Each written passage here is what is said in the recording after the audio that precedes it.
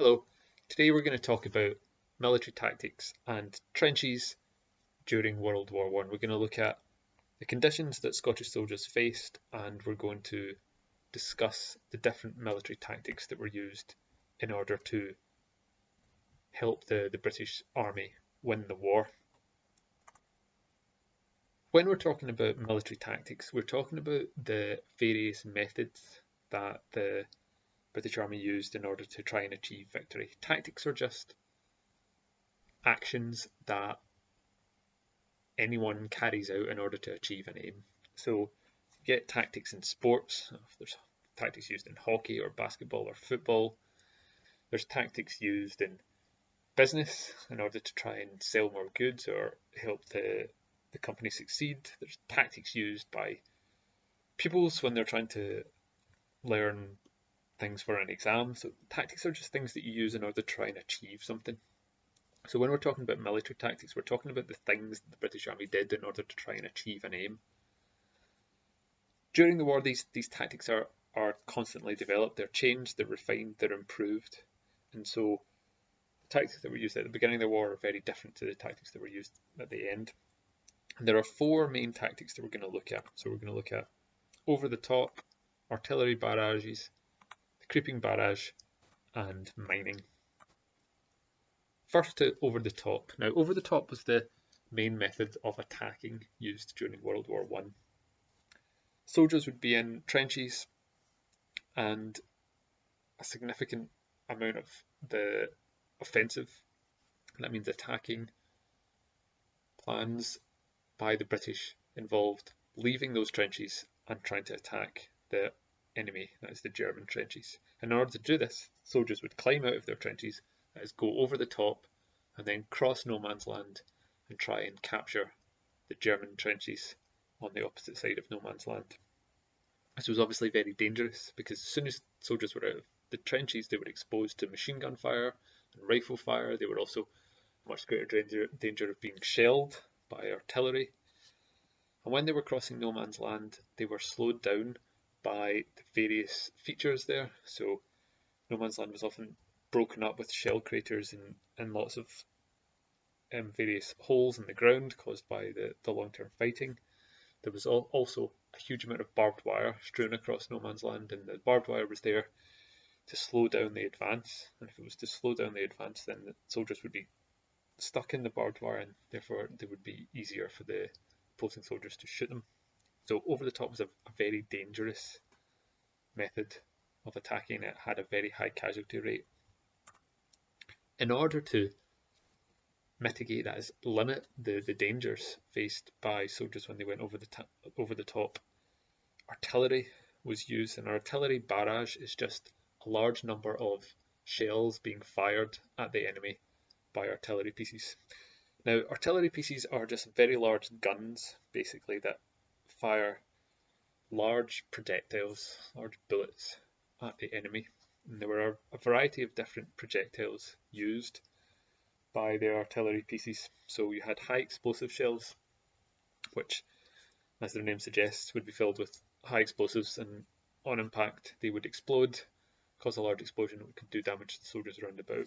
There were shrapnel shells, and shrapnel shells were shells filled with small bullets that would explode and send the bullets out in all directions, and they were intended to kill and injure as many soldiers as possible.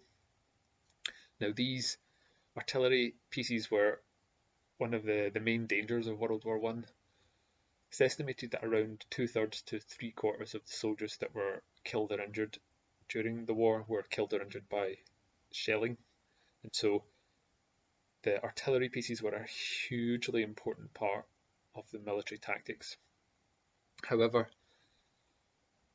often their use wasn't very well coordinated, and this caused trouble because especially the German trenches were quite deep and quite well protected, and so when the British would target the enemy trenches, the Germans would go deep into their trench, and when the artillery barrage was over, they would climb back out and they'd be ready to fight back. So they had to develop new tactics. And one of the new tactics they developed was what was known as the creeping barrage.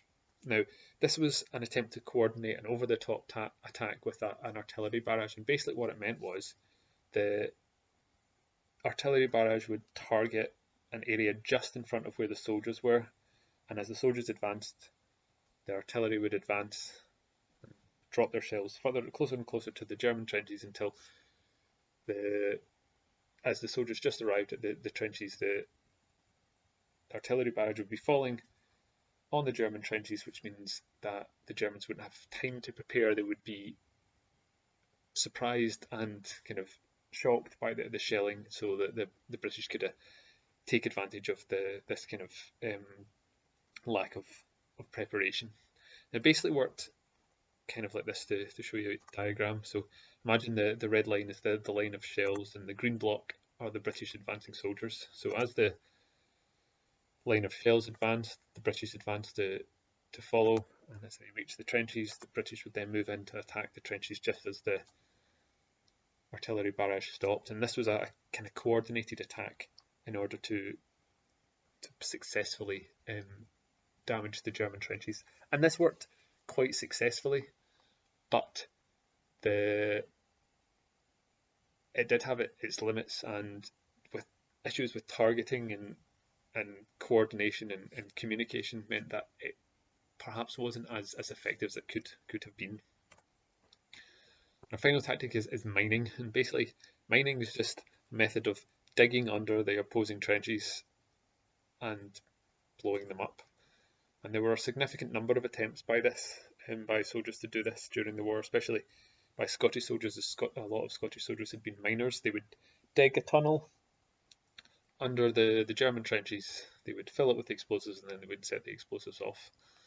And when they did this, they would then coordinate to have an infantry attack at the same time, and this was meant to force the Germans to retreat. Again, this was a tactic that was pretty successful. However, there were lots of countermeasures that if it became clear that the British were tunnelling, then the Germans would try and build counter tunnels, and there were occasions of them fighting underground.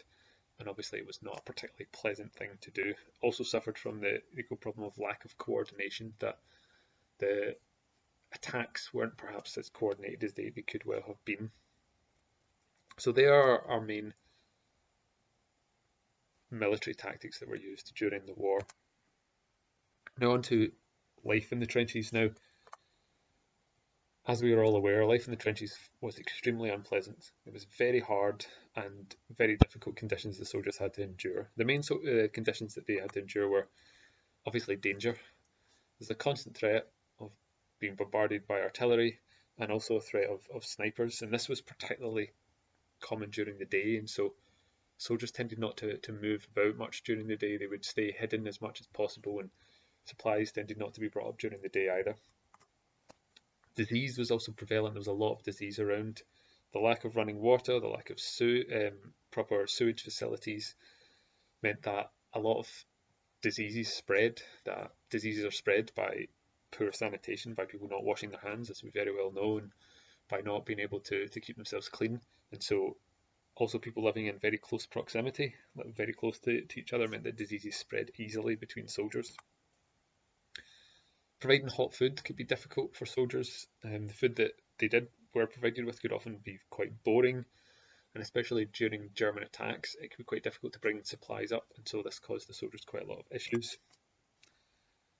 Now, we're not very aware of maybe the weather these days, because we spend a significant amount of our time inside, but if you're in the trenches, you are spending pretty much your entire life outside, exposed to the elements.